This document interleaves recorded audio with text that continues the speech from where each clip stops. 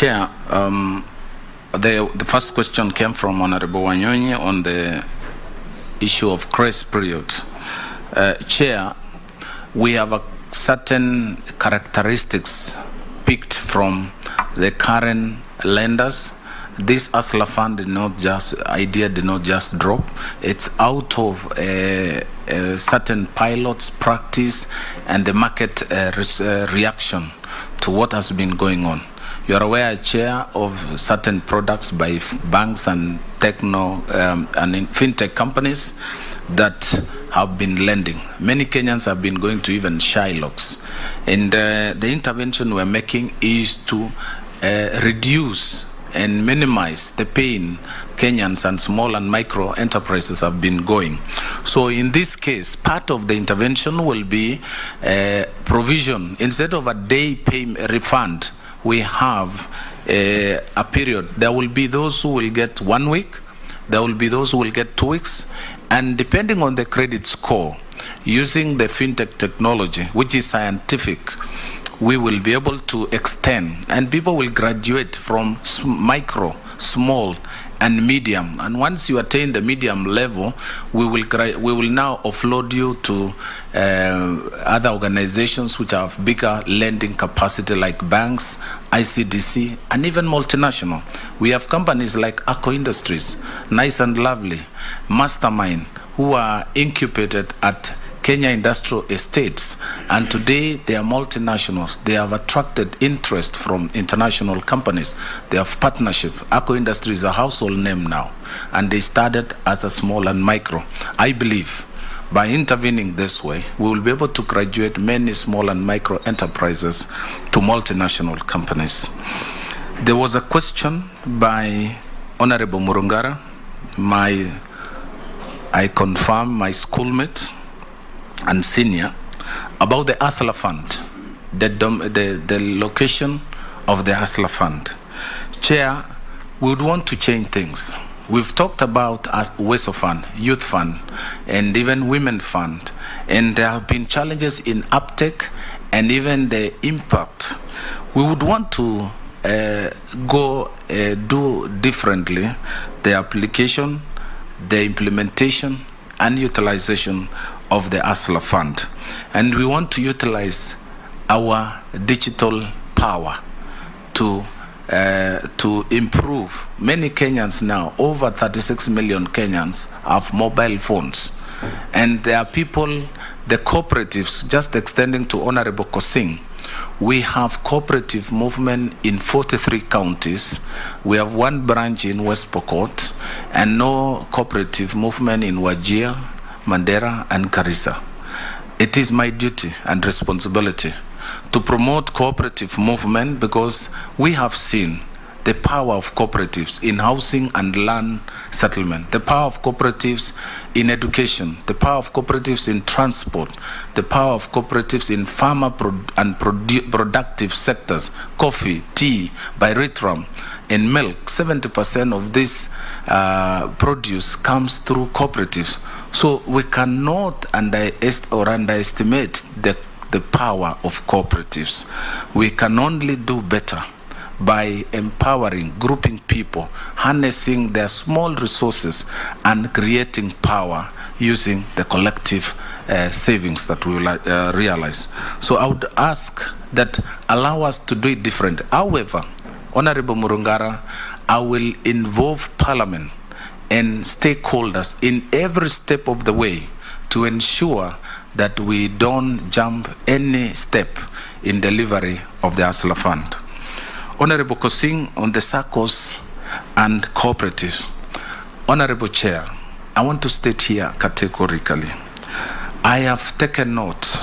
I've been in this country, and I've read the suffering of many cooperators, people who contribute with a clear objective to change their livelihood, but end up in the hands of unscrupulous officers. Chair, I will be coming to this house to amend the Cooperative Act, Societies Act, to empower the Commissioner of Cooperatives. We were advised or misadvised by the structural adjustment programs to change and remove the oversight by cooperative commissioner. This led to failures of giant unions. We had big Meru Farmers Union, we had Embu Farmers Union, Moranga Farmers Union, we have Kirinyaga. That was a collective union of societies. With the fall of those unions, we saw all the societies collapse. The splinter of Mukurweini and Odaya cooperative society led to drop in coffee. We used to sell and produce over 140 metric tons of coffee. Today, we're doing 40,000 metric tons. We have seen a serious loss of our foreign exchange. The only way out is to harness the collective power. We will register cooperatives in West Pokot. We will work with Honorable Pkosing to register cooperatives, put people together, including the insecurity in Tiati. We need to group people who are buying and selling animals, put them in groups and create markets for animals, create organized, legitimate business so that people, we reduce those, we reduce the people who are causing mayhem in those areas by organizing them in an economic activity that is acceptable. The Hustler Fund through the SACCO. There are areas in this country, as I've mentioned, who don't have existing SACCOs. We will register SACCOs, we will organize them. But there is a window for individuals who can also access this fund. Chamas are allowed, SACCOs are allowed, groups are allowed, and this will enhance the credibility of the borrower as opposed to individual borrower. On the question by Honorable Dawood, and I appreciate that the uptake of the affirmative funds, the WESO fund, is around 98% in Imenti South, in Imenti North. And we will use the same, ride on the same experience to deliver Hustler Fund. Hustler Fund is a bigger fund. Hustler Fund will break the processes, make it easy, make it affordable, make it accessible. On the issue of interest, as asked by Honorable Pkosing, Chair, we have no free money. Hustler Fund is not a free fund, it is affordable credit. It is affordable funds to facilitate businessmen, to facilitate small and micro to do business and return money back so that we can revolve this money for the benefit of the next Kenyan. This money will be lent at single-digit interest rate as opposed to 3,650% or even 1,000%.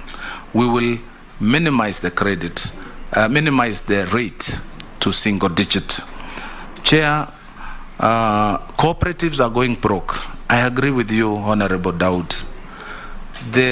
The issue of governance, the issue of management, the issue of leadership is a big challenge amongst our cooperatives.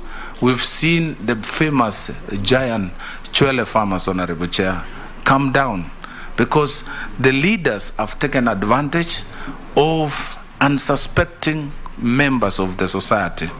What we need to do is to come back with the strong arm of oversight.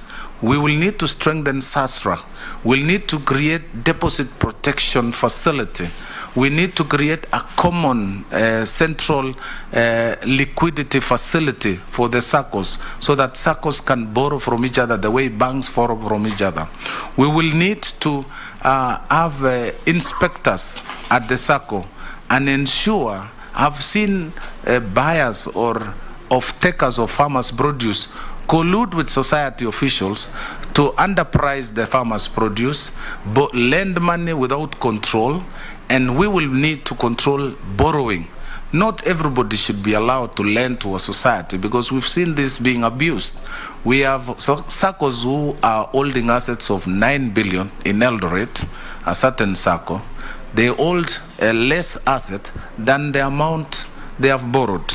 So as a minister, I will diagnose these issues and prescribe remedies that I will need this House to support me to bring order in the cooperatives and the sector. Chair, finally, the question by Honorable Mishimbogo, which is actually a good suggestion on how we need to address the challenges at the MSME. Chair, the MSME, as I said earlier, is are Kenyans who are struggling and toiling, waking up early in the morning to earn a living.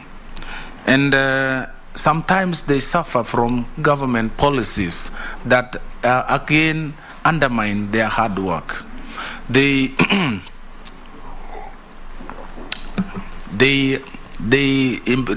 produce goods, and just to realize some government action has allowed importation of similar goods, undermine and creating unfair competition. I will be working with my colleague in the Ministry of Trade and Industry and Ministry of Finance to protect small and micro enterprises, to support micro enterprises. The docket comes with wholesale and retail. We'll look for opportunities for markets for this produce. We will explore external markets. We will look at industries who can process small and micro produce. We will assist through the Ministry of Industry, working together with the Ministry of Industry to add value to the small and micro enterprises. With those, I